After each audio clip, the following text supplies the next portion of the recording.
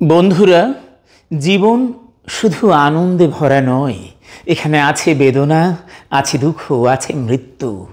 রবীন্দ্রনাথ তাই বলেছেন যে জীবন আনন্দ, মরণ আনন্দ, দুঃখ আনন্দ সঙ্গী। এর অর্থ হলো যে আমাদের পথ চলার প্রতিটি দিকেই কোনো না কোনো আনন্দ লুকিয়ে আছে। জীবন যেমন আনন্দের উৎস, তেমনি মৃত্যুও এক নতুন রূপান্তরের আনন্দ। আবার দুঃখ আমাদের চরিত্রকে দৃঢ় করে তোলে, তাই দুঃখ এক বিশেষ আনন্দ। আমরা যদি দুঃখকে ভয় করি তাহলে চলবে না। দুঃখকে ভয় না পেয়ে গ্রহণ করি।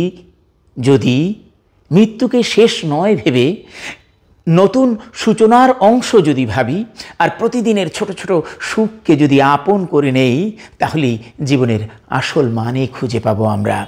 বস্তুত জীবনের প্রতিটি অভিজ্ঞতা আমাদের গড়ে তোলে, তাই প্রতিটি মুহূর্তকে আলিঙ্গন করতে হবে। সুখে হাসবেন, দুঃখে শিখবেন, আর মৃত্যুকেও জীবনের মহাযাত্রার অংশ হিসেবে মেনে নেবেন।